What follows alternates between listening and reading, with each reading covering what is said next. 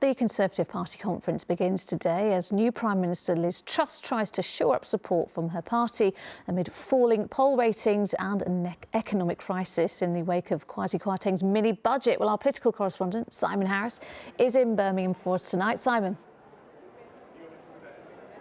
Lucrezia, there are going to be a lot of very nervous London Tory MPs here in Birmingham this week.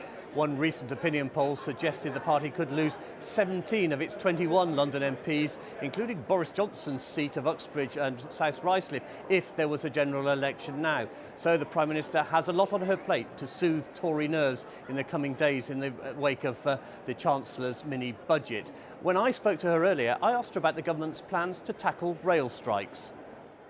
Well, I understand how hard commuters find it when the rail unions have strikes and create industrial action, and that is incredibly frustrating. So what we are going to do is legislate for minimum service levels to make sure those essential services are provided and they can't be disrupted by those militant trade unions. And we'll also be hearing this week from a former Downing Street advisor who has ambitions to be the Tories' next mayoral candidate in London in 2024. Lucrezia. All right, Simon, thank you. Good evening. After backlash from his own party and fury from voters, the Chancellor has done an about-turn, scrapping his plans to axe the top rate of income tax for the highest earners. Just 10 days after the announcement, Kwasi Kwarteng changed his mind, saying, "We get it. We have listened," though his constituents in Spelthorne aren't so forgiving. Well, Simon Harris is at the Conservative Party conference in Birmingham for us now. Simon. Kwasi Kwarteng's plan to cut the top rate of tax and subsequent U-turn is an extraordinary self-inflicted wound. In the end, he had little choice after Tory backbenchers threatened to vote it down. And not surprisingly, it only got the briefest of mentions in his speech here this afternoon. I can be frank. I know the plan put forward only 10 days ago has caused a little turbulence. I get it. We are listening and have listened. And now I want to focus on delivering the major parts of our growth package. We've also been today to the Surrey town of Staines in Mr Kwarteng's Spelthorne constituency to hear from voters. There's youngsters with mortgages. They're paying twice as much now than what they would be. That's stupid. If you're on 100 grand and you're paying 45% tax, I can understand why they'd want a tax rebate as well. I think it's very good that they're cutting that. Just shouldn't have been saying it in the first place, I think. Big mistake. Well, the Prime Minister gave no hint of the impending U-turn when I spoke to her yesterday afternoon. What we did talk about was working from home, the impact it's having on London's economy, and whether it's now time for civil servants to go back to their offices in and around Whitehall. Well, we do want to see more people in Whitehall back in the office. That is being worked on. I think it's important that people do come into work, but ultimately it is a matter for businesses how they want to run their business, and it is a matter for people to make their own decisions. The civil service, you could just order them back, can't you? Well, I think it is important for people to be in the office, but there are some circumstances where working from home makes sense. So I wouldn't approve of a blanket rule. The Department for Transport, the ministry that runs the railways, in the first week of September, fewer than 60% of civil servants were in the office. That's not exactly leading by example, is it? Well, I'm sure we'll see some changes there. You've got plans? Well, I'm sure the Transport Secretary has plans to fix that. One of the problems commuters are facing at the moment are the rail strikes. What precisely are you going to do to tackle the disruption caused by rail unions? Well, I understand how hard commuters find it when the rail unions have strikes and create industrial action, and that is incredibly frustrating. So what we are going to do is legislate for minimum service levels to make sure those essential services are provided and they can't be disrupted by those militant trade unions. So how will that work? Well, we'll be bringing forward legislation very shortly on that. Do we have a timescale for when these laws will be implemented? We'll be putting the legislation forward as soon as possible. One thing that might help avoid strikes on the transport system in London is the government's demand that Transport for London should look at its pension scheme as part of the funding arrangement. That's going to provoke the unions. Why don't you just lift that? What we want to do is get good value for taxpayers' money and make sure the money we're putting in to Transport for London is delivering for Londoners. That's our priority. But you think pension reform is an important part of that? It is.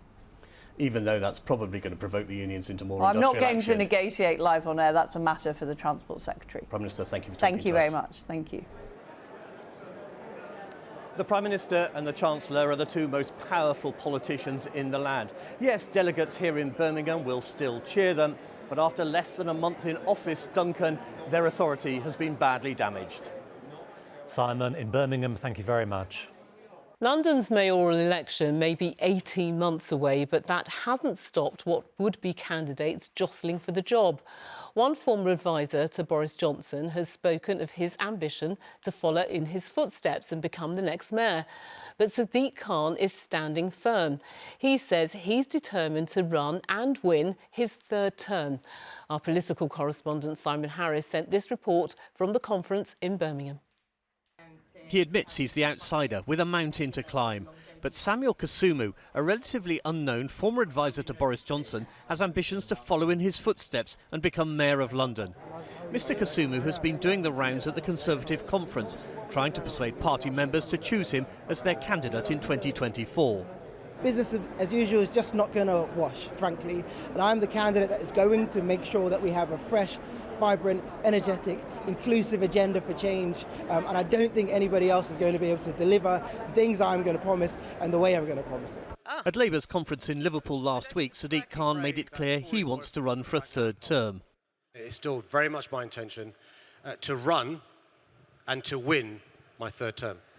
Emma Best is a Conservative member of the London Assembly. She's one of 4 City Hall politicians who might enter the race to be Tory candidate.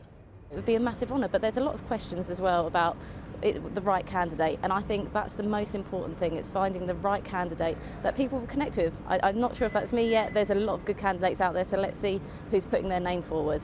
So you are thinking about it? I'm definitely saying it's not off the table, so yes. Londoners don't particularly like Sadiq Khan. They don't particularly want to vote for him. We've got to give them a reason why they can vote against Sadiq Khan, and I believe that we can do that. In fact, I predict up front he will lose next time. Will you put yourself forward again? Oh, absolutely. And then there's Sean Bailey, the Conservative candidate in 2021. He tells me he hasn't decided whether to have another go, although this photograph of him at a lockdown-busting Christmas party in 2020 might be a problem. The formal process to choose the Conservative candidate is likely to begin in the spring, with the winner in place in time for next year's party conference. What most London Tories dream of is a high-profile, charismatic, big hitter. What makes you think you can beat Sadiq Khan? Well, I think Sadiq Khan's performance in London hasn't been fantastic. I actually think that beating Sadiq Khan is a very low bar for me to measure myself by. Samuel Kasumu's political CV includes being elected to a local council in Hertfordshire. But in his ambition to be mayor, he's been endorsed by the father of Damilola Taylor, the schoolboy murdered in Peckham 22 years ago. Simon Harris, ITV News, Birmingham. Good evening. It was the new Prime Minister's pivotal speech at the Tory party conference, and 2 Londoners staged their protest right in the middle of it. Greenpeace have confirmed they were behind the demonstration, accusing Liz Truss of shredding promises made in the Tory manifesto. The protesters shouted out and held up signs which members of the audience tried to rip from their hands. The pair were then removed by security and spoke to our political correspondent, Simon Harris, who's in Birmingham. Liz Truss must have been desperately hoping to end her first conference as Prime Minister on a high note. But minutes into her speech, she was interrupted by hecklers. And that's why I promised on entering Downing Street to act. 2 Greenpeace protesters from London, Rebecca Newsom and Amy McCarthy, unfurled a banner asking who voted for this. Let's get them removed. The Prime Minister could be heard saying, "Let's get them removed." The 2 women were hustled from the hall by security as delegates booed. The Prime Minister said the activists were part of what she called an anti-growth coalition.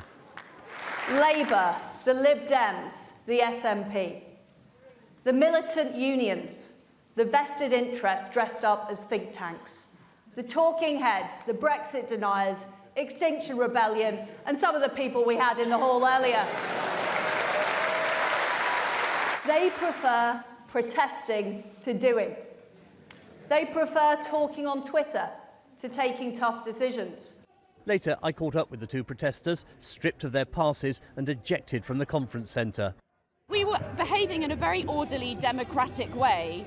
All we did was we bought passes because we were here to meet with MPs, to understand and to lobby the Conservative Party as anyone else from a charity would do.